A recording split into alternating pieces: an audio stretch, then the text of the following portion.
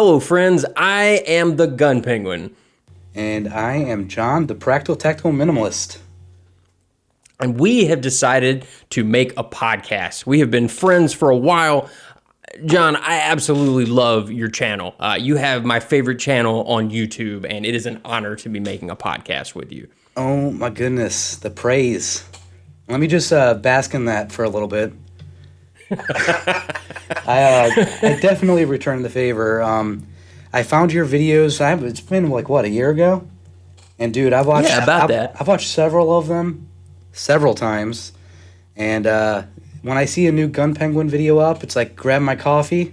I'm in for a ride. Well, I appreciate it. I really do. So the thing that I love about you is you are taking real gear, you're using it for a while, and you're giving your real, genuine experience about what it was like to live with that everyday carry stuff or gun stuff for a while. It's not one of those things where you have been mailed whatever device, you've used it for a week, and now you've thrown a video up on YouTube. If you give an opinion on something, I know that it's a genuine opinion. I know you've actually used it, and I know that I'm going to like it and that it's going to work. Right. Thanks. That's very high praise. I really appreciate it. Yeah, that was definitely a point of mine. I want consistency. And very quickly, I got really deep into the YouTube stuff, Instagram, seeing what everyone was carrying, pocket dumps, EDC. I think that's where most people get in to this area. And then when you meet people in real life, they're never carrying what they say they carry. I don't know if you've noticed that. Yeah, no, that's a good point. Yeah, and I just wanted to be, genuine and realistic with what I carried and actually, walk the walk if I'm going to be talking the talk. And, I mean, this is not at all to discourage any future sponsors from sending their merch our way. Zach and I will happily take it, and I'm not speaking on his behalf. I'm just speaking on my behalf. I will sell out. As will I. Okay, so good. We will both sell out. This podcast is willing to sell out. But yeah, it's just been a long process, and I wasn't seeing exactly what I wanted, so I made it. I think you did a damn good job. I mean, as far as I know, nobody else is really doing that in that way. And what makes you especially different is you're also throwing in the emphasis on training, reviewing classes. So you're not just saying, oh, I carried this thing for an extended period of time. I actually figured out how it worked in a class setting. And on top of that, I've also given myself the skills to use this correctly. So it just gives a lot more weight to your opinion as well, in my opinion. Thanks, man. I really appreciate that. I definitely made training a priority of the channel because that's actually how my channel started off. It was a training journal of sorts because I know myself, and if I don't kind of put it out there and have to follow through, whether or not I actually had to follow through, like I probably could have deleted my channel and no one would have cared at the beginning. But just putting it out there, you kind of have to follow through. It's kind of like for like weight loss and stuff. They tell you they've said in the past like, oh, tell people because then you're gonna have people holding you accountable. And I just knew myself. I would, buy the newest sprint run of a Spyderco knife or, have 32 North American Arms micro revolvers. Like, I just like collecting stuff. Yeah. That was actually something I was, like, planning on doing, was having a micro revolver collection just because I think they're so neat. But I knew I wouldn't put training is expensive. It is time-consuming. Just the ammunition cost, travel, the class itself. Like, that kind of stuff adds up fast, and I needed that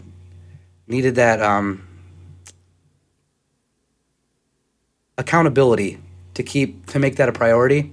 And that's a big part of my class is, be safe out there and go get some training. I think there's a lot of people that run their mouth and not enough people that have ever actually, put it to the test. So, and training breaks gear. You will quickly figure out what gear is good to go and not good to go. You get an AR hot enough that it's like miraging and smoking a little bit, and a lot of stuff dies on that gun.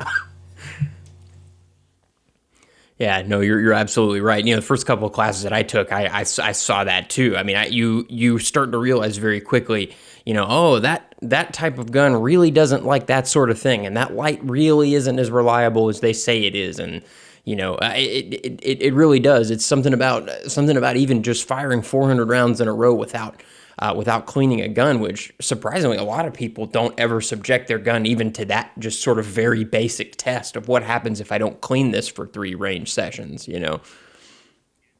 When I was at the active self-protection class with John Correa, he was very pro purchasing used guns.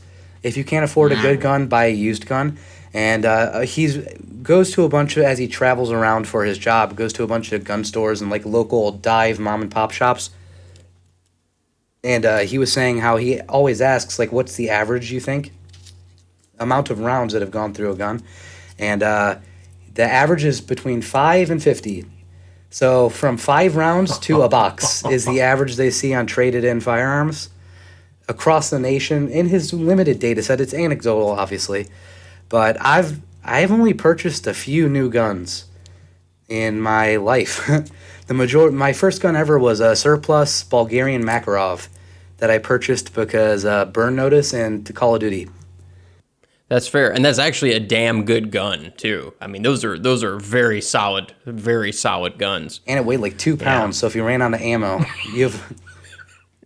if you ran out of those 8 rounds, and then you have to fiddle with the awful heel magazine release. It's easier just to throw it at them, right? Yeah, mine was like super stiff too. They sell now. I don't know if you've seen. It's like a replacement grip module that you pop on there, and it has a traditional magazine release. Really, that's very interesting. I might give that a try because there's a lady in my life who is obsessed with Makarovs.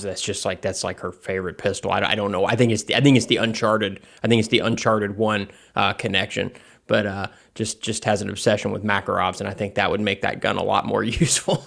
It would make it so that you could actually get the magazine out of it if you needed to. Yeah, the mag still didn't drop free, so you still have to like yank on it to get it out of there, but it definitely saves the nail on your thumb. Yeah, and a day, anybody who's had a Makarov, a day of doing that at the range, you're pretty sick of it by the end of it. You're very, very tired of taking that mag out of that gun. Oh, yeah, that was when I used to take that to the range. That was back when I, would go to the range and take 10, 15 guns. But, yeah, that was like a 1 or 2 magazine per range trip type gun. It was not a constant user.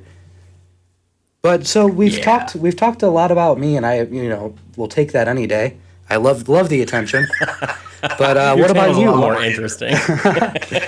What about you? Why did you start the Gun Penguin? Because I'll tell you, I'll start off with I found you because I think I was searching for an HK. I'm pretty sure that's when I found you.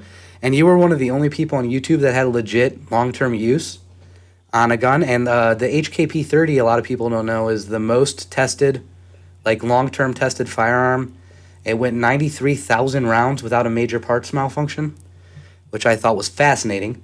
But I think you, or maybe it was a Glock video, I don't remember, but you had thousands of rounds through it. And you're one of the only guys I know of that like legit takes the time and effort to put a ton of wear on a firearm. And I genuinely appreciate, of course, BDSM horse. That adds a lot to all the videos. And you style of humor and everything. But the long-term like use was just so impressive to me. What made you start your channel?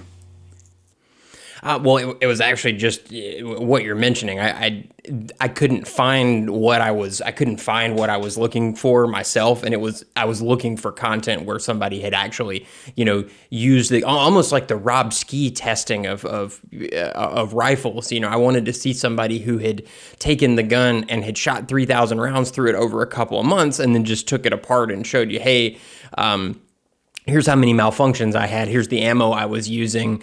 Here's what I did to remedy it. Here's how the manufacturer handled it. And obviously with the P30, I've not been able to induce any kind of malfunction because good luck breaking that thing. But yeah, so and it started with a couple of guns in particular. I noticed that even with Glocks, no one had tested like a Gen 5 Glock even to see how it would wear and what it would tolerate. So really early on, I bought a couple of guns that I was interested in, and I just started shooting them as much as I could, and then I put it on YouTube.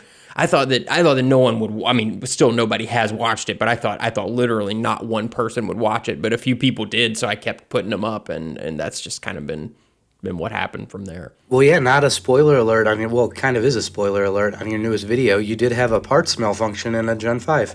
It was a 45, right? Oh yeah, yep. The firing pin tip snapped right off of it. It just snapped off, and the same thing happened to the CZP-10C. Although the Glock went 3 times the round count, and the company actually had a spare one in stock to replace it with. So it was a slightly different experience, but. But yeah, and also too on that Gen 5 Glock, I realized really early on that so they changed the shape of the firing pin safety plunger, and I discovered really early on that those plungers are wearing and have to be replaced every couple of thousand rounds, or at least the earlier ones did, or the trigger started to feel weird. And I found this on my gun and other people's guns, and so that was kind of useful. That's sort of the thing that I'm looking for in these, is just something wear out. Yeah, that is fascinating, and I did not know that. They changed the Gen 5 to be more like the 42 and 43 and 43X, right? Where it's kind of like a triangle almost. Yeah, and it not having that rounded surface when the bar moves across it.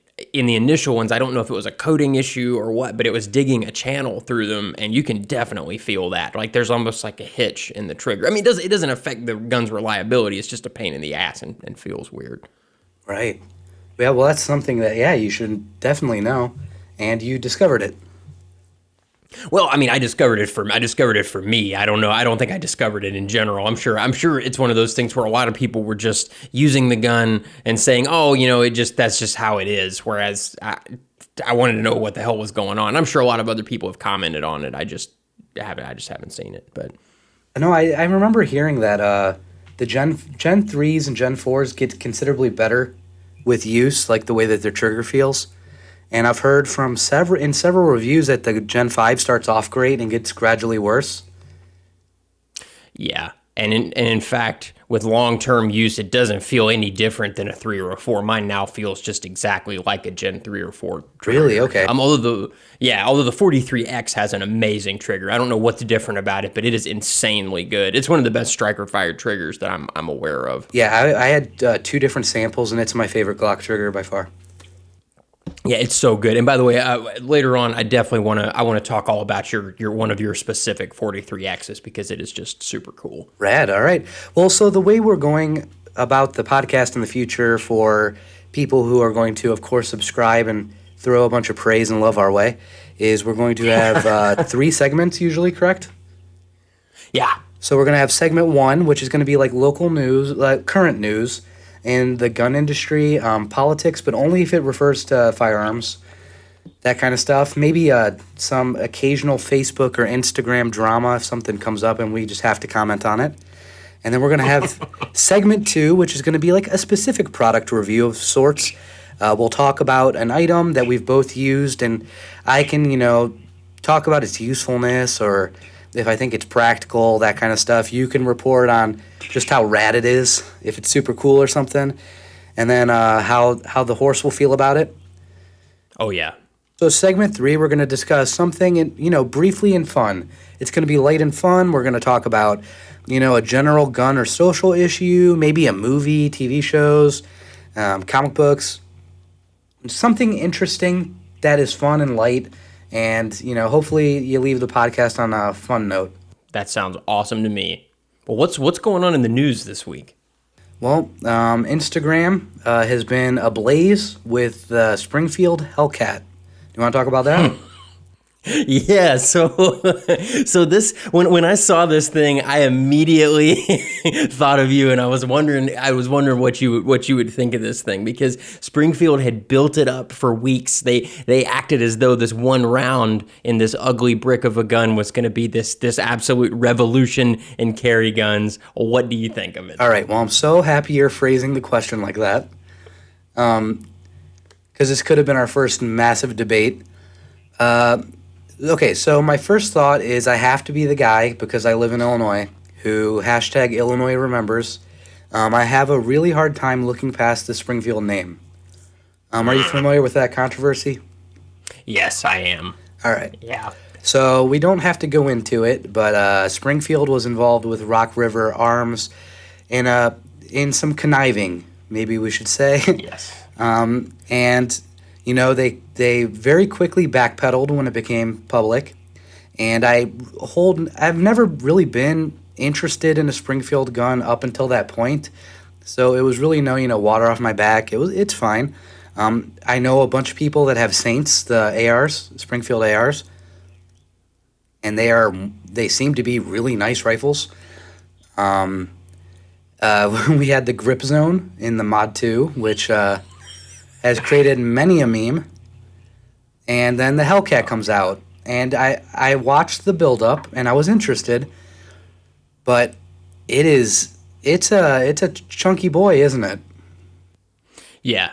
Yeah, it really is. Like I know that in terms of its actual width, I know that it's not really that much more substantial than a lot of the other things on the market, but some of its other dimensions, like it's like the bottom of the front to the top of the slide. I mean, that's a fat gun. That's a chubby gun. Do you have any of the stats on you? Well, other than the fact that it holds the extra Yeah, 11, round, 11 plus 1 or 13 and I think plus 1, it's. right? Well, I guess what we would really probably notice is the grip itself is substantially larger. The slide is so chunky that have you shot a lot of XDs? Yeah, I hate them. I mean, to me, it feels like a gun from it feels like the prototype for the Glock idea that just didn't quite get off the ground. Right. I have like no experience with the XDS, which is their single stack that kind of like kicked off the market. It was the first single stack 45 I remember that really like flooded the market there, probably like 5 years ago now at this point, because stuff has been moving so fast in concealed carry. But I have a significant amount of experience with the original XD, and that's probably my least favorite of the modern guns to shoot. It is the recoil impulse is very uncomfortable for me. And so in the back of my mind, I always kind of have that, I think it's the chunky slide, so much of it in the bore axis, it really just throws off my recoil control. Yeah. I didn't know if you had noticed that or not.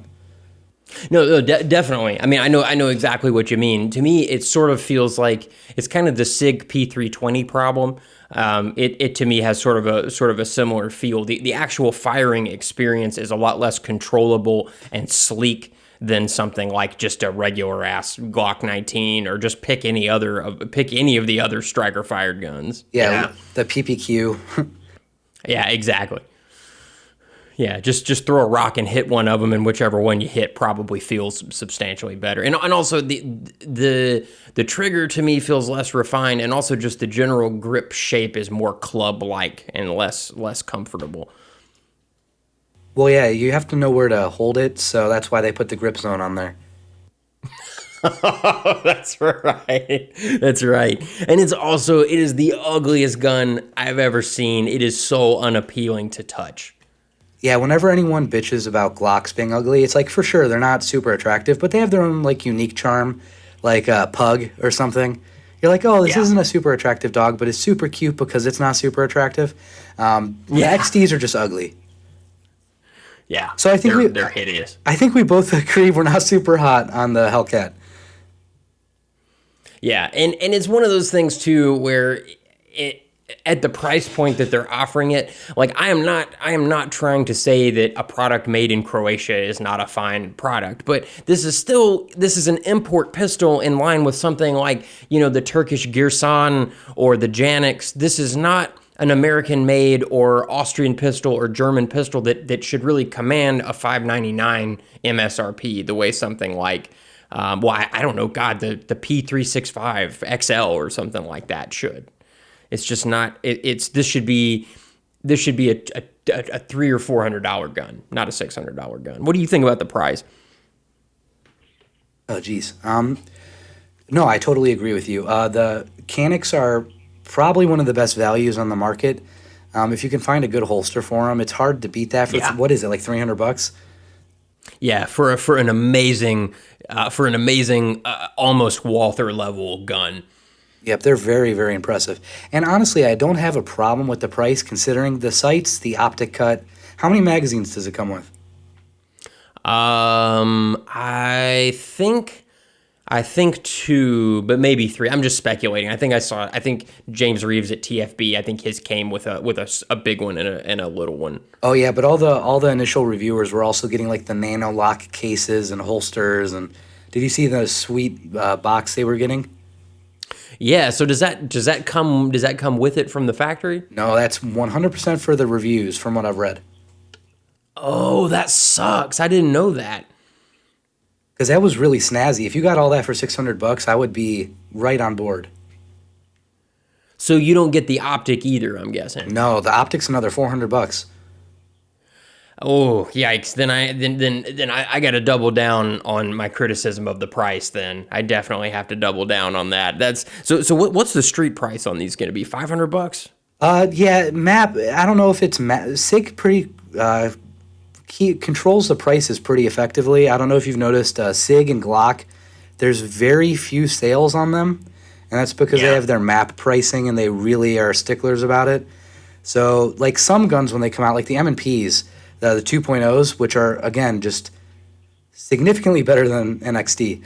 Those M&P 2.0s are amazing, but like they're I think 550, 560 MSRP like map pricing, but then I see them all day long for like 450.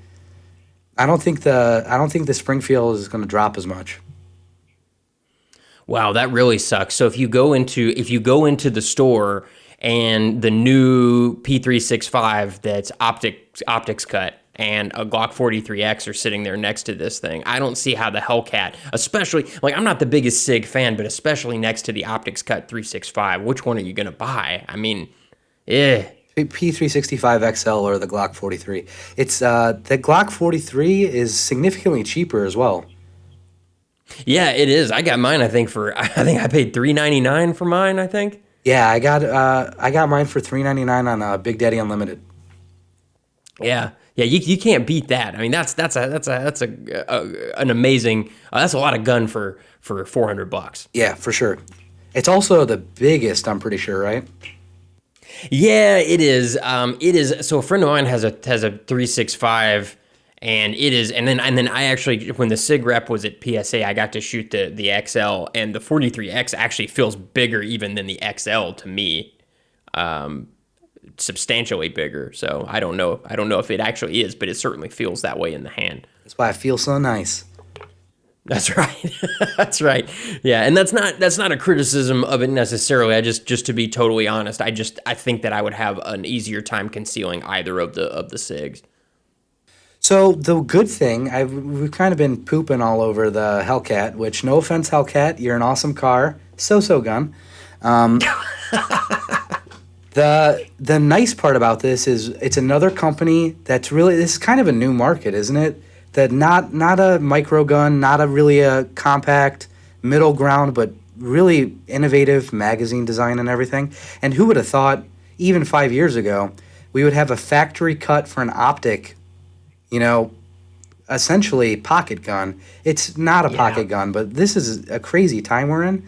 And even if it is the same size as a Glock 26, if you can fit 11 rounds in there or like 13 if you have the pinky extension, the one benefit I'm seeing is I really hope sometime in the future they're able to, like the SIG engineers or something, are able to translate that capacity into like a Glock 17 size gun.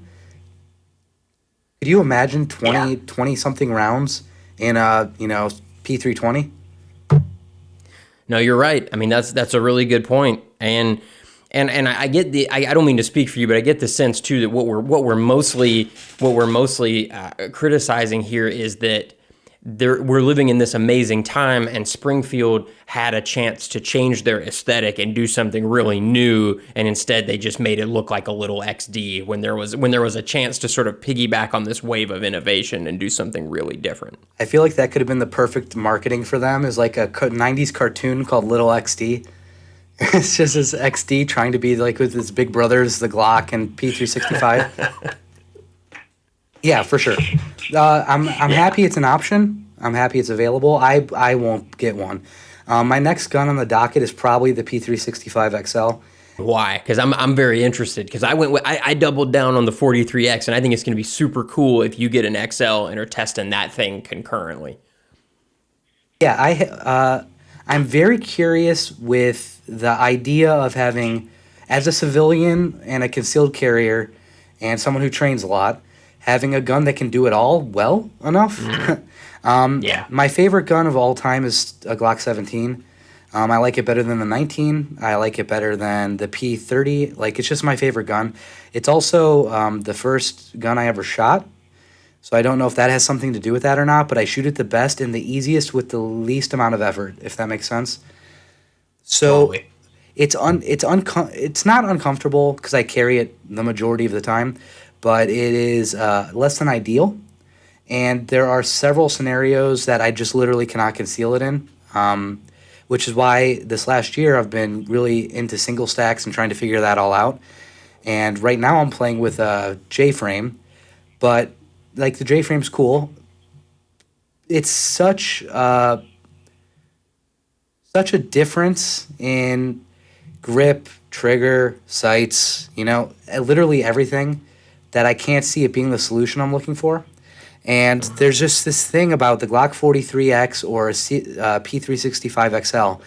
If I have 12 to 15 rounds and am even at, 75% as good as I am with my Glock 17, but I can carry it literally every day. I can train in a training class without being the dude with the shield reloading every 7 rounds. It's just, I think it will be ideal. That's totally fair. I mean, I think those are completely valid reasons. And yeah, it is hard to imagine, like you said a year ago, that we would be in a position where you could get a gun that you could shoot 75% as well as your Glock 17 that held that many rounds and is that small. It's just it's madness. So yeah, small and light and optic ready. Like, that's amazing. yeah. And that there's just something about the way that entire package feels in your hand. It is just extremely comfortable and well designed. Yeah, I'm a relatively large dude. I'm like 6'3", 265 pounds. I wear a size XL mechanics gloves. Like the Glocks, all of them fit my hand really well. The P30 is probably the best, like VP9 P30 is probably the most perfect gun handle ever created. But also, like, my wife hates the Glock 17. She never feels like she has a good grip on it, and it's just uncomfortable. And so the Glock 43X feels great for me, and she thought it felt great too. And like my mom thought it felt great, and my friend thought it felt great. Like, there's just something about that smaller grip in diameter that is a lot more beneficial for a bunch of people that have been kind of left out of the shooting community for a long time. That's a really good point. And now that you mention it, the lady in my life who enjoys Makarov shooting, the 43X is one of her absolute most favorite guns for the reason that you mentioned. The grip is perfect. I mean, she doesn't mind the larger Glock grips, but to her that one it's one of the finest grips ever made by man. So I get that. That makes a lot of sense. So now Shield Arms has this 15-round 43X magazine coming out. You and I have been excited about this for a while. What do you think of this thing? I am very skeptical. I've been very skeptical. But I'll start with the positive is if this works, it changes everything. Yeah. It's only $40, which is less than a SIG factory magazine. It's made out of metal, so it will work better with a Neo Mag or a lot of the popular magazine carrying things than just OEM Glock. It's 15 rounds flush fit, which is insane. And I just can't see a downside other than I've never liked to or have carried with a non-factory magazine. Yeah, it is usually not a good idea, especially with Glock. Glock non-OEM magazines have a terrible history. And I know somebody will say, well, what about the P-Mag ones? I've actually seen one of those fuck up pretty hard. I know several people that absolutely refuse to have her recommend them. One of my buddies, I won't name him yet unless he is like, oh yeah, that's fine. He bought like, I think 20 of them. They've all shit the bed. Because he trains a lot, yeah. So he was using them as dedicated training magazines. And Magpul is fantastic about replacing them, which is good to know. So he's had like 20 of them, and all of them messed up. And he got them all replaced. Magpul, no problem. It wasn't all at the same time. It was like over the course of a year or so. But he refuses to even run them in training classes anymore. And he was selling them on Facebook for like $3 a magazine or something. Yikes! Yeah, I don't blame him. Yeah, I've seen a few of them have some pretty catastrophic problems too. And if you're getting an OEM Glock magazine, I don't know if I've ever seen one of those do anything catastrophic. I've seen a few of them where they needed to have the spring replaced so they didn't lock open, that sort of thing. But in general, you're getting a damn good magazine because those have been expertly designed. Something else to point out too about the Shield Arms magazine is that in the early days Glock had to have experimented with a metal magazine, and there surely is some reason that they didn't go that route. Yeah, that's a fantastic point. I had not even considered that. Is that in the early days of Glock R&D, I know that a lot of effort was put into tweaking the magazine, and at the time, I have no doubt that the first magazine they ever tried surely was a metal magazine. So I don't know. There's got to be something's going on here. I have to think, but then I hope we're wrong, and it's just the most perfect thing that's ever been released. But just a little skepticism is probably healthy here. That's fascinating that you bring that up, because now that I think about it, before like ETS and stuff, Magpul, Glock probably had the first polymer case, like sleeved magazine, right? As far as I know, I know the USP came along, but that was in 91 or 90, so I think, yeah, maybe that was the first. What about the VP 70 or whatever? Was that a plastic magazine? No, I don't think so. That is fascinating. So they had to go out of their way to develop the magazine they have. That's a great point. And there are many benefits to the plastic magazine. A lot of people say it's just about the weight savings, but that's really not it at all. I read this whole article about the development of the Glock magazine. I wish I'd paid closer attention to it now, but yeah, shame on you. That would have been so helpful. Yeah, I don't like to be helpful. I'm here more to hinder than to help. All right, I think that pretty much wraps it up, right? We're kind of so, if not a little bit leaning negative on the Hellcat, but hey, more choices, more better. And we're very curious about a 15-round Glock 43X. One last question though about those 43X magazines. Are you going to order any? I actually did. I actually impulsed ordered 5. And I canceled that order, so I will eventually, but not right now. Fair enough. Yeah, because I saw the email and I was like, "What? It's not vaporware?" And I just immediately ordered 5. So yeah. I don't want to be an early adopter. No, that's completely understandable. How about you? I missed the pre-order. I was gonna get so my angle here initially is I want to get them just to test them and beat the shit out of them and review them. That's my angle on those. Well, and allegedly Shield Arms has a fantastic warranty. Lifetime of the magazine, they'll replace it.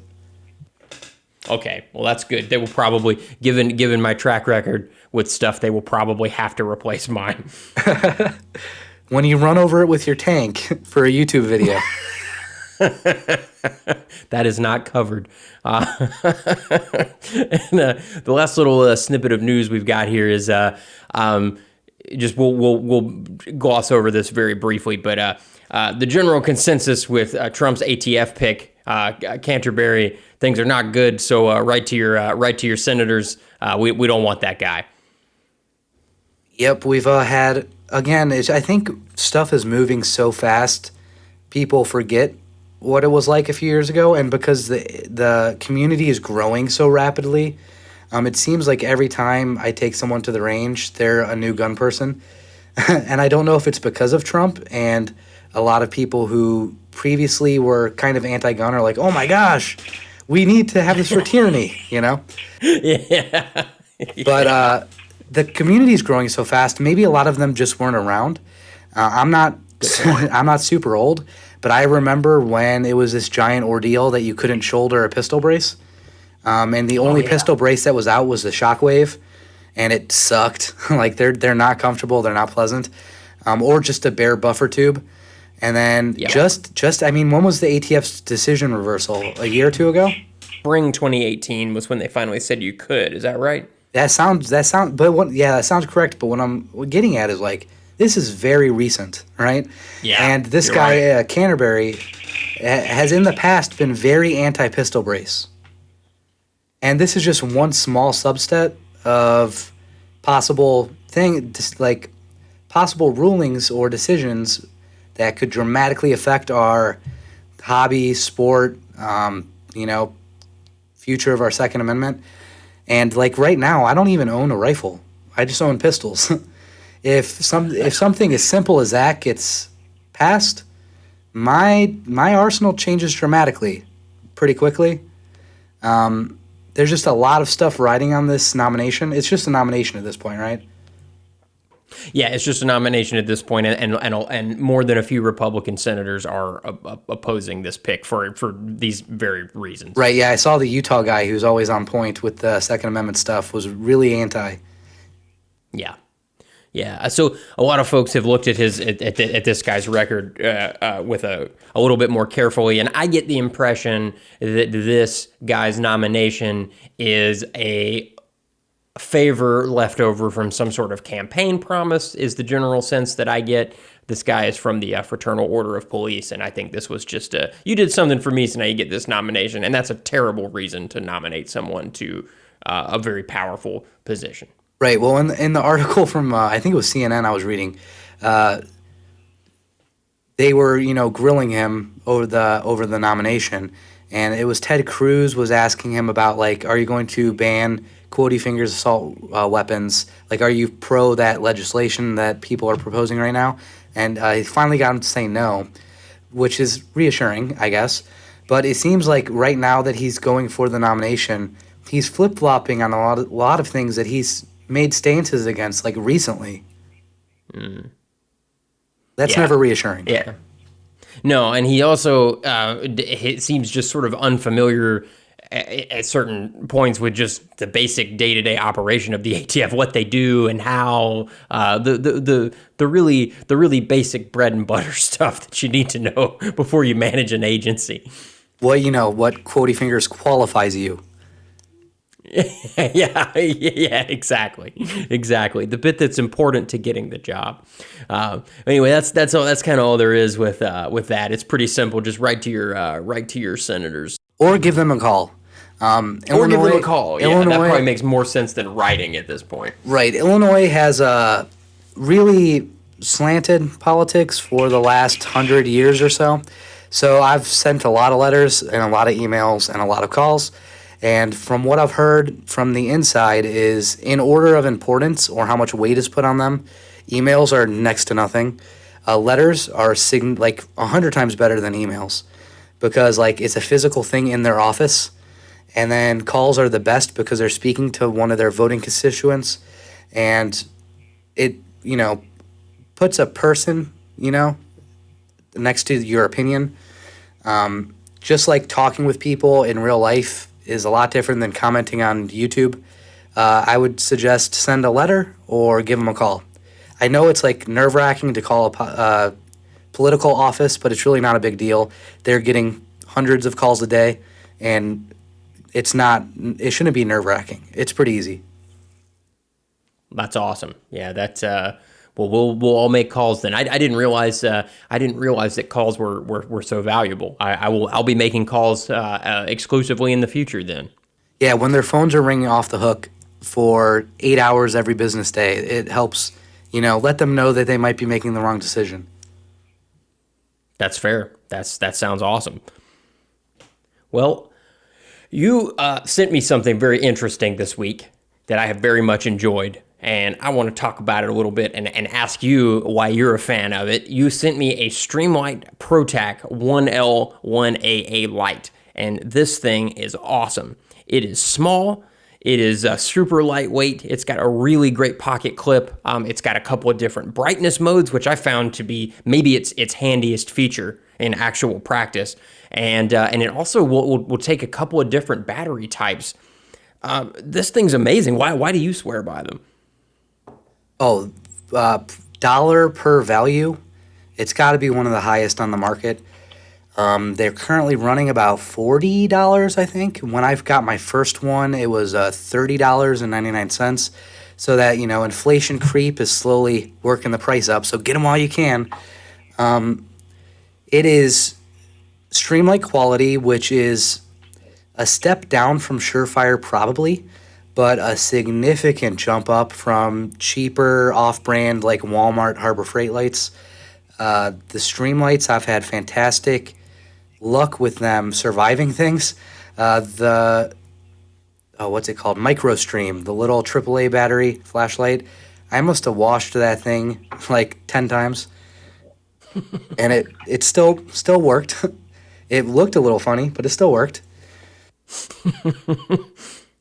Well, that's awesome. I mean, they seem. I'm really surprised. So a little bit about my light history. I've carried the same Surefire 6P, an old incandescent light, since I bought it at Light Fighter. I don't know if you guys remember that store. I don't know, it was 2002 or 2003 when I was taking a class from Tactical Response in Tennessee, and it has been in my pocket ever since. It is absolutely beat to shit and has run all these years, but it was time for me to upgrade to something that's not like 70 lumens, and this thing it's outstanding. It feels like it weighs about half as much as the Surefire. It runs on one CR123 instead of two, and the battery life is like double for 5 times the lumens. So this is a damn good light. Have you had any issues with yours whatsoever? No, I think I have 5 of them at this point.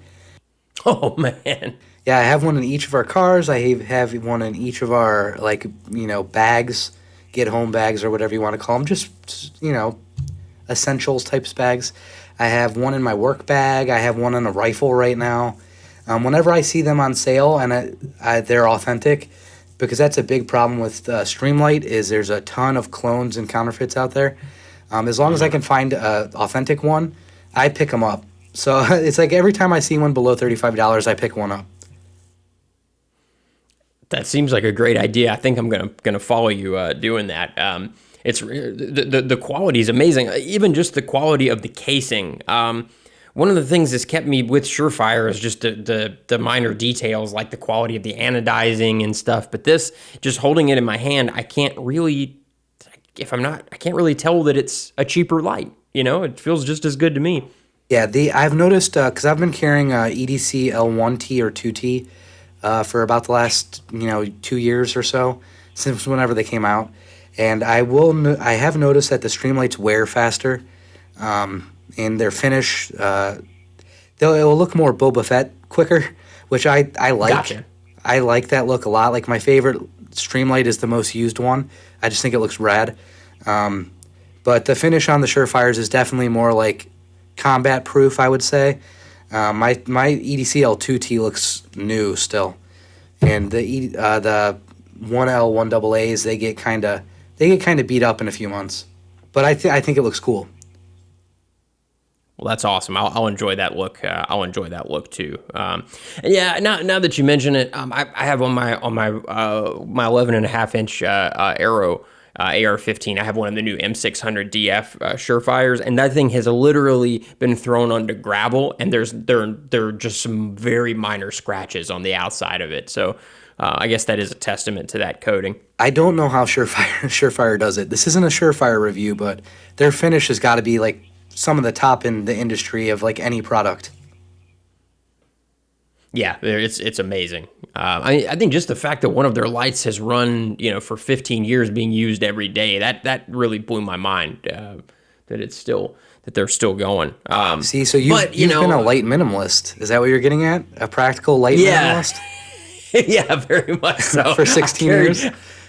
I carried Surefire's absolute cheapest, shittiest light for my entire adult life. Cheapest and shittiest, or most practical? Yeah, I mean that's probably a better way to look at it. I mean, that was money well spent. I think at the time that was probably so. That's one of the only items that's probably gone down in price. I think a 6P is probably still the same price it was then, $50 or $60. I paid $50 or $60 then, and it gave me 15 years of light, and it's still going. And it's been on a couple of guns. That light's been it's had a rough time. Yeah, that is rad. That is a rad testament to their quality. Yeah, that and a CRKT Crawford Casper folder that I carried for about a year or about 10 years that I got around the same time. That was. Didn't you make a video when they discontinued it? I did, because I was extremely upset, and I bought all the ones that they had on Amazon left. So I have like 10 of them now. Have you ever tried that knife? I have not. No. Okay, you're getting one then. I'm gonna send you one. Yeah, the only CRKT I got a Drifter from like a Cabela's like 10 years ago. And it's like a, cheap $20 G10 version. And then I had when the Fossil came out. Are you familiar with that one? Yes, absolutely. Yeah, I thought that looked like a Turok knife, so I picked up that one. Yeah, it does look the part. Yeah. It definitely looks the part. A couple more questions about Surefire, or about Streamlight rather. I noticed that these lights tend to have a couple of programmable options and stuff. Coming from Surefire, I'm just not accustomed to that. Are these things that you use on a regular basis? Yeah, 10-tap programmable is like one of their big selling features, and it tends to be high strobe low high, or high only. And I do use that quite a bit. The one on my rifle right now is on high only.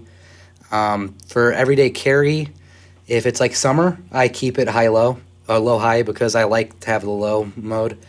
If it's like winter everyday carry, I leave it on high only. If I was going to do like an everyday carry defensive light type deal, I'd probably want more than 350 lumens, but I would keep that one on high only as well. I just don't like to have to rely on double-clicking things in a stressful situation. Yeah. But for, like, practical everyday use, it's very intuitive to do, and the button is very responsive. I rarely feel like I can't do what I want to do, if that makes sense. Yeah, definitely. And like you said, the button just feels great, and you know that you've got it just right when you're tapping it.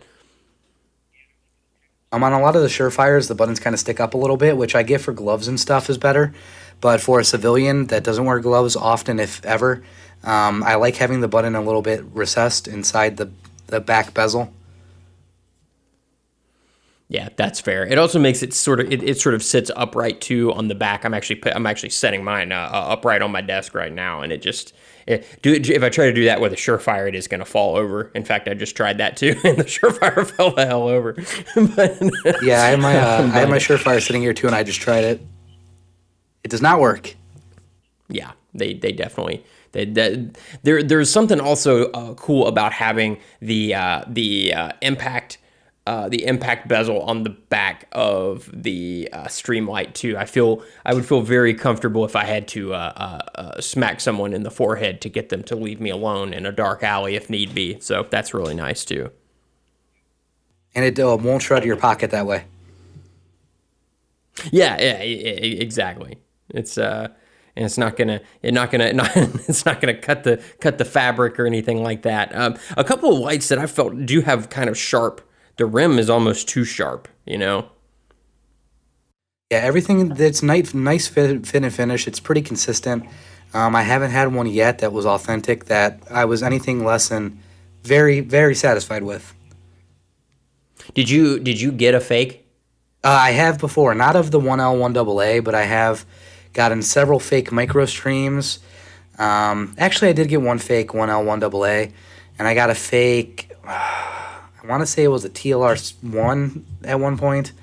Ordering on Amazon is a big no-no for Streamlight products if you don't know what you're looking for. If you look up Streamlight products on Amazon, you'll see the occasional bad review, and it will be something like Streamlight's quality has gone way down recently, or I thought this would be a nicer light. If it's almost always a counterfeit. They're very easy to spot once you know what to look for. It's hard to explain without showing you the pictures, but On the majority of the counterfeits, it will have like my Surefire tail switch is like knurled kind of in the rubber, texturized in the rubber. That won't be on a Streamlight. They have their like little logo, and it's smooth. The pocket clips are normally a little bit different. It will not come with a Streamlight or Energizer battery. It'll come with some off-brand battery. A lot of them are not 10-tap programmable. So there's a lot of ways that you can tell, and like I immediately can spot one at a flea market or something if it's a fake. But if you don't know, if it's your first Streamlight ever, I would spend the few extra dollars and get it from a place like your local gun store or Big Daddy Unlimited or Optics Plant, Cabela's, Brownells, a reputable place that isn't going to sell you a fake. That's fair. That's fair. Same thing with tourniquets. Do not buy tourniquets on Amazon. It's very serious. Yeah, that is literally the next thing I was going to say. And also holsters. It is very easy to get a fake Safariland or something like that off of Amazon. So if you're going to order a Safariland, don't get it from Amazon. I did not know they had fake Safarilands. Yep. I found that out the hard way. So right now I have Safariland making me a nice holster, and it's because I ordered one that I kind of liked off of Amazon, and it was not right. It looked like their little stag logo. It looked like a 4-year-old had like traced that onto the side of the holster. The deer looked like it had been severely maimed and and then applied to the side of the holster. It was pretty rough. So don't buy Safariland off of Amazon. That is fantastic to know. That might be a collector's item someday, though. Yeah, maybe it's just a little bit off. It's called like Safariland. It's just off enough. Hey, that kid might grow up to be an artist someday. You might have an original. That's right. That's right. Oh, I almost made some terrible forced labor jokes that I'm not going to make. So something we were talking about earlier that I'm really interested in, we kind of touched on, we both are a fan of the 43X. Very briefly, I would like to talk about this phenomenon of these little guns that could almost be service pistols. And you see this with the P365 XL, and then if the 15-round magazine works in the Glock 43X, would you have a reason to carry, I don't know, a 19 anymore if you had a 365 or a 43X that held 15 rounds? That's such a hard question because my initial feeling is yes, just because of the versatility of the Glock 19 size weapon, where like you can throw an X300 on there, you can get a Safariland holster for it, which is big for classes or duty or that kind of thing. But honestly, for the average person, no. And when I think about my own uses, probably no. Like I might be a little bit slower in a class or something, but practically speaking, no, I can't really see much of a difference. And I'm susceptible to this as well. So I'm not being critical of the gun community at large. But I don't know if you've noticed when like a gun gets adopted by like the Marshals or the SEALs or something, there's all these like boomers on YouTube arguing about like, well, I carry a SIG because it was adopted by the Army. Well, I carry a Glock 19 because it was adopted by the SEALs and that's better. And it's like, dude, you can't hit the broadside of a barn anyway. What does it matter what you're carrying? What SEALs are carrying, Same thing with like wanting to buy a Geisley rail because if you're doing one-handed manipulations with a rifle, the Geisley rail is less likely to lose zero or shift than, a BCM rail. And I feel like as a gun community, we've been very well sold the idea of war, kind of, that we should all be operators and live like an operator, and you're not truly prepared if you don't have $5,000 of night vision. And as just Joe Schmo, like I live near Chicago, which is like a pretty dangerous place, and honestly, like it would be hard pressed for me to convince a new gun owner to buy something other than a Glock 43X or a P365 XL when they're so convenient, so comfortable, easy for such a variety of hands to hold. You can just kind of go on and on with reasons. It's hard to argue at this point. Yeah. No, you're right. And I think a lot of what you were saying before is also tied up into the gun community sort of like Armageddon fantasy, which causes us to overlook far more basic day-to-day issues. Like, did I bring a tourniquet today and a gun that I can easily fit on my person 95% of the time that I'm a living human, instead of spending all of that time planning for a frankly ludicrous what if that if it does happen, you're going to die within the first 5 minutes anyway, because you fucking, eat French fries 90% of the time. So what do you, we focus on the wrong things. You're way more likely to die from heart disease than a mass shooter. Yeah, absolutely. And don't get me wrong, somebody very close to me was in a mass shooting, and that's part of the reason that I'm involved in all of this so heavily. But at the same time, it is a much better idea to plan for our firearms purchases the same way we do, I don't know, financial stuff. Financially, we plan for some disasters, but mostly we plan for, purchasing a house, or, your car's going to wear out in 3 years and you're going to need a new one. That's a way better thing to financially plan for than a meteor falling on your house. But we don't apply that same logic to gun stuff for some reason. Yeah, I think you're overestimating the amount of people who plan for those types of financial things. Fair enough. that's I think it's more like you wander on a car lot and you're like, hey, a lease is only $500 a month. I could use a new car. I hear there's the Hellcat that just came out. I'm going to get a Hellcat in my Hellcat so that I can Hellcat. It's Hellcat Inception. That's right. One Hellcat bleeds into the other. Wouldn't Hellhound have been a way cooler name? Yeah, absolutely. Follow the Microtech route, even though that's Microtech's absolute most fucking tacky blade is the Hellhound. Yeah, but there's something special about it too, dude. There is. I don't. That's the only thing. That's one of their only blade shapes I don't have. The only Hellhound I've ever wanted was a UTX 70 Hellhound. Just because I think that would be the ultimate flex.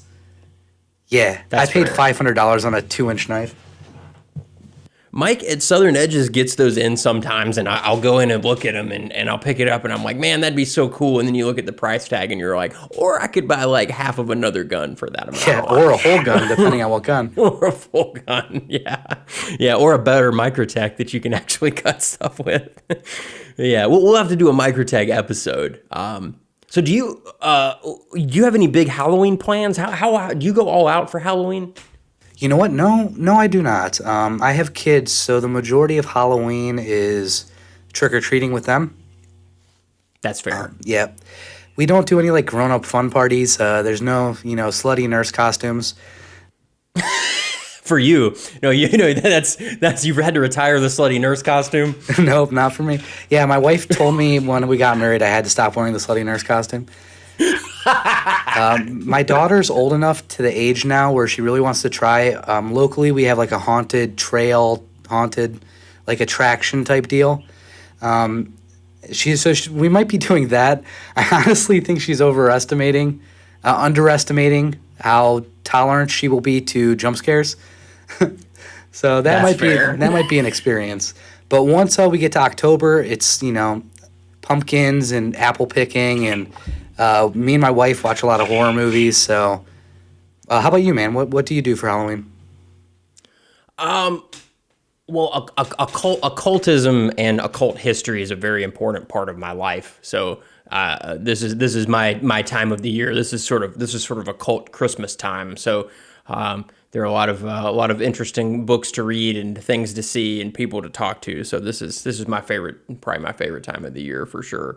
Can you give me some examples? What's the thing that you do in October that you prefer to do in October? Well, there are a lot of people locally who will be doing various rituals and things that I'll want to go and look at. Because I approach occultism I'm a pretty hardcore atheist, so I approach in everything with an extremely healthy dose of skepticism, and occultism is no different. But I still will want to go and see what other people are doing, and I'll want to write about it and all that stuff. So I'll go and visit a few things, and I'll read a few books. This year's occult reading I have on top of my piano right now, the Egyptian Book of the Dead that I'm working my way through. So that's pretty interesting stuff. Trying to think of what else. Oh, and then I'm also a big horror movie fan, so which is what sparked my sort of academic interest in occultism, actually. So, yeah, this you know what I mean. It's you see Rosemary's Baby or something, and you can't help but get a little bit curious about those people, right? Oh yeah, I was obsessed with the '70s Satanic Panic type deal. Oh man, yeah, we were talking about that. So have you read the book Remembering Satan? No, I have not. Oh, it's fascinating. So this journalist went and basically interviewed all of the key folks in the Satanic Panic that popped up in the early 80s, or in the late 80s, early 90s, that sort of the Satanic Panic resurgence. And God, it's fascinating. You sort of can't decide what percentage of this happened, what percentage of it is some sort of collective hallucination. It is, God, it's interesting. Well, and like my whole growing up, because I grew up with in a very religious household where this kind of stuff was all taboo and don't talk about it type deal. So the way I was exposed to the Satanic Panic kind of stuff was through the internet. And the way that I always understood it growing up, because of the atheist movements and all that kind of stuff, were like the Luciferians and all these like Satanists. They were atheists poking fun at Christians. Like it was obviously trolling in jest. So I always thought it was like kind of funny and cool and punk kind of. I never considered myself that way, but I was curious about it. And so to go back to the Satanic Panic 80s, 90s era, and like how legitimately, it was almost like another witch trials, like how legitimately people took it, kind of blows my mind. So I would very much like to look into that and read that book. Yeah, it's great. I'll send you mine. I wrote a big paper on it in college, and I was just very curious about these sort of mass waves of insanity that seem to take over like a small town. You know, it's almost like everybody is gripped with it together. You know, well, and these aren't like, oh, it was just 1600s type people. Like this was recent. Like it blows my mind that these were people that were doing this. Yeah, and these things still, there is somewhere in America right now, there is a small town where someone is being accused of something that would make your eyes roll. I promise it's happening right now somewhere. Because I've been binging a cult podcast right now and serial killers and stuff, and the type of stuff that's happening right now, it's what's that rule? It's the thing on the internet. It's like Rule 34 or something. yeah. All right, so what's other than the real life stuff that's just fascinating? Like I think that would be super neat to go see something like that. Everyone has horror movies. Like some people are into slashers, supernaturals, kind of like high tension thriller type Rosemary Baby, dark dramas type movies. What's a relatively obscure horror movie that you would recommend people watch for Halloween that maybe some people don't know about? Because like everyone knows about like Friday the 13th and Sleepaway Camp and stuff like that. Oh man, relatively obscure. Now that's really interesting. Probably, you know what, Phantasm. Everyone should go out and see Phantasm. That's what I would recommend. That's just a great movie.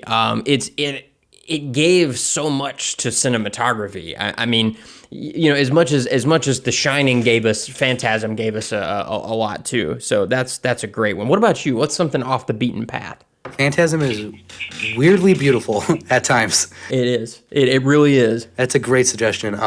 The last one I saw that blew my socks off, and I've watched it a few times and think about it all the time, is Bone Tomahawk. Are you familiar with that one? Oh, yeah. Oh, man. I actually just watched the trailer for that again recently because that's a movie I've wanted to see for about 6 months now. Great recommendation. Okay, wonderful. Yeah, I have not seen many people I've not talked to many people that have seen it, and I watched it completely sight unseen. I had not seen a trailer. I just knew Kurt Russell was in it, and it was right around the same time as the Tarantino movie. And they're very similar characters, and I was like, oh, interesting, I want to see this too, because I didn't know if it was going to become like a Jeff Bridges, Rooster Cogburn type character, where it's like he's Yeah. been Rooster Cogburn for 15 years now. Bone Tomahawk is probably, it starts off like a Western, and you think it's going to be a Western, and then very quickly it becomes like splatter horror, kind of like The Hills Have Eyes monster movie type horror. And it is one of the most shocking things I've ever seen on screen. It was one of my favorite things with horror movies is trying to figure out how they do the effects, because as an amateur, I loved trying to like rig together effects of a bunch of different sorts, and the practical effects in Bone Tomahawk are like second to none. The attention to detail in the soundtrack and the cinematography, second to none. It's just a fantastic horror movie that I did not expect, and no one has said they didn't appreciate it, but it's kind of one of those movies where you like it or you love it or hate it, because it's very aggressive. Well, the trailer looks. I mean, the trailer is in itself shocking. I've watched it a couple of times now because it unto itself is an interesting piece of art. You know, just those 2 minutes strung together. I've never seen the trailer, so I'll have to watch that, see if they gave anything away. But yeah, it's great. Yeah, give it a shot. And now what are some of the more well-known ones that you watch every Halloween? Every Halloween, one of my favorite horror movies ever is a very recent one, and it's very, I would say, controversial because it's directed by James Wan, and he's kind of become the glossy Hollywood jump scare dude. But I love the first Insidious movie. Yeah. I love the sleep paralysis and, projecting your spirit into the ether type deal. There's some great scares, great drama. I like Patrick Wilson and Rose Byrne a lot. So the first Insidious is fantastic. The second one is good too. They work really well as a back-to-back. Sit down for 3 hours and watch a complete story. Love the Insidious movies. That would be a good suggestion. Also, I'm not a huge fan of slasher movies just because the original slasher movies, I always have a gun on me. So it's like the slasher movie would be over very quickly. And then the new slasher movies, they're all like inkillable gods. So like, why even fight back against Jason or Freddy or whatever? He's just gonna come back and kill you. So there's two slasher movies that kind of got me. The Strangers is terrifying to me. So the other one is called You're Next, and it's about a girl who goes to a big family dinner with her boyfriend, and they get attacked by crazy people out in the woods. And it does not go the way you think it's going to go, and it's just a really fun, bloody romp. So that would be my two suggestions. They're more well-known for sure, but they're a lot of fun, and I watch them quite a bit. How about you? Well, okay, so I do like some of the slasher movies just for their pure cinematic value. Like I really like Halloween. I don't really so much like the Freddy and Jason movies, but I do like Halloween a great deal. It's really great. So I'm gonna pick. My picks are gonna be cosmic horror this year. That's what I'm gonna go with. So, Alien is being re-released this Sunday in theaters. It's its 40th anniversary. I'm going to see it for my stupid old birthday because Alien is one of my favorite movies, if not my favorite movie. And the other one that I would pick is The Thing. I love The Thing. The Thing has amazing visual effects. The performances are great. The monster is crazy. The plot is genuinely weird. It's almost like a bottle episode of a television series. It's just self-contained within a couple of rooms in this Antarctic installation. It's really interesting. And I guess Alien's kind of like that too, where the Nostromo is relatively small, but The Thing is just amazing. The Thing maybe it didn't bring as much to cinema as Alien did. Alien gave us so much in the way of lighting and visual effects and God, pick a thing. It gave us that, but The Thing is amazing. The Thing still to this day has some of the best practical effects ever. Oh man, totally. No, few things even come close. And something kind of off the wall, The Witch. If you haven't watched The Witch in a while, that's an amazing movie. Black Phillip is one of the greatest villains, if you can call him a villain in movie history. Yeah, I love Black. I want to be friends with Black Phillip. We'd get along well. Yeah, the thing about The Witch I think is fascinating is that movie is nothing without the actors, and every single person in that movie knocks it out of the park. You're right, and you're absolutely right. It's so rare for me to see a movie with an exorcism. That's why I didn't put. There was a There was a James Wan movie that was really good up until the first Conjuring. I thought the first Conjuring was like a masterpiece up until the exorcism at the end, and it just loses me. I can't remember a movie with an exorcism where it wasn't a little bit silly to me, and The Witch has the most unsettling. I think it's 5 minutes. There's a part in that movie that is so like naturally unsettling, unnerving. I noticed I was like leaning forward a little bit while watching it. That movie is very slow burn, but when it burns, it really burns. Yeah, and you're right. The performances are essential, and it's also one of those movies where the nature of the final product was shaped by the way it was filmed. The Black Phillip, the goat, wouldn't behave, so what you see is basically just all of the footage that they could possibly get of the goat not being a complete dick face. Dude, I did not know that. And yeah, so the movie was incredibly difficult to film, and I forget the name of the main actor. God, he's great. He was also in The British Office and a couple of other things. But Black Phillip, the goat, actually headbutted him in the ribs during a scene, and I think he either bruised or cracked a rib, and was dealing with that in a lot of those shots, and that sort of played into his performance. So it kind of reminds me of Jaws, where what you see would not have been the same had the shark worked, and in much the same way, had Black Phillip done what he was supposed to do, I don't think the movie would have been as good as it was. You feel that mischief that he's bringing to the set every day.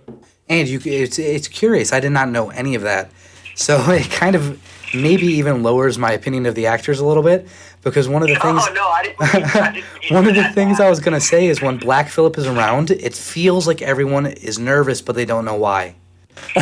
You know, and that's probably why. Yeah, he was apparently that goat was apparently just a monster, an absolute monster, just a terrible, terrible goat. Just a bad goat.